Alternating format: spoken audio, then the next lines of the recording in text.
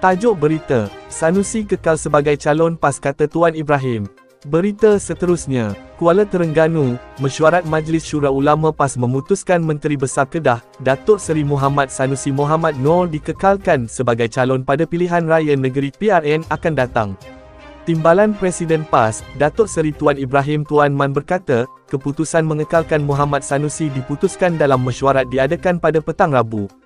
Jelas beliau, ia berikutan Ketua Pengarah Pilihan Raya PAS Pusat itu belum hilang kelayakan untuk bertanding dan hanya baru berdepan proses pertuduhan di mahkamah. Kita telah putuskan bahawa beliau, Muhammad Sanusi, dikekalkan sebagai calon pilihan pertama. Tak ada masalah sebab dia akan bicara pun pada Oktober nanti. Setakat ini kita tak meletakkan sebarang syarat kepada beliau sebab apa yang kita lihat, pertuduhan terhadap beliau itu lebih bersifat kepada usaha untuk menggugat kedudukan beliau.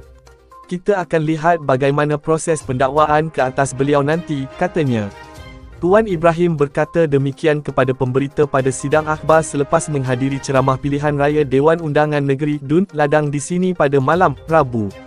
Beliau memberitahu, PAS juga bersedia untuk berdepan sebarang kemungkinan berhubung keputusan yang akan dibuat mahkamah selepas proses perbicaraan ke atas Muhammad Sanusi. Kita ready, sedia dengan apa-apa kemungkinan yang bakal berlaku sebab keputusan itu mengambil masa yang panjang. Kita akan tunggu dululah perbicaraan dia dan keputusan dia nanti. Selepas itu baru parti akan buat keputusan. Pertuduhan ke atas beliau, Muhammad Sanusi, pun lebih bersifat usaha untuk menekan.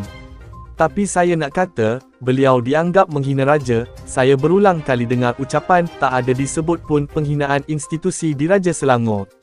Secara peribadi kalau berlaku kesilapan dalam ucapan beliau, mungkin tak ada sebarang sekatan kepada beliau dan beliau lebih tahu apa yang beliau perlu ucap dan sebagainya, ujarnya. Dalam perkembangan sama, Tuan Ibrahim berkata, isu melanda Muhammad Sanusi menambahkan lagi sokongan rakyat terhadap Perikatan Nasional PN sekaligus mendapat simpati termasuk dalam kalangan ahli UMNO sendiri. Saya nampak gelombang kemarahan dan kekecewaan rakyat itu sangat tinggi terutamanya bila dia ditangkap pukul 3 pagi padahal dia dah buat keputusan akan hadir ke mahkamah. Dia menteri besar, dia bukan ahli biasa, dia pemimpin, ketua negeri dan dia beritahu dia akan hadir ke mahkamah.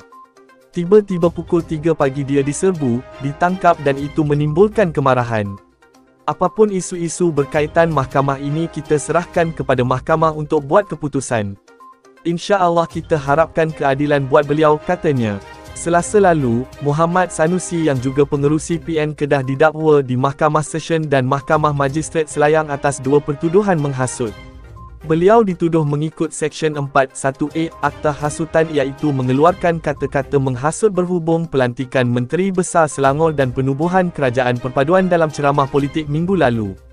Pemimpin itu juga dituduh melakukan perbuatan yang mempunyai kecenderungan menghasut dengan menyebut perkataan yang mempunyai kecenderungan untuk membangkitkan perasaan tidak setia terhadap mana-mana raja. Sekian berita, kredit diberikan kepada portal Awani atas ihsan berita ini. Jangan terlepas daripada sebarang informasi terkini daripada pihak buletin kita.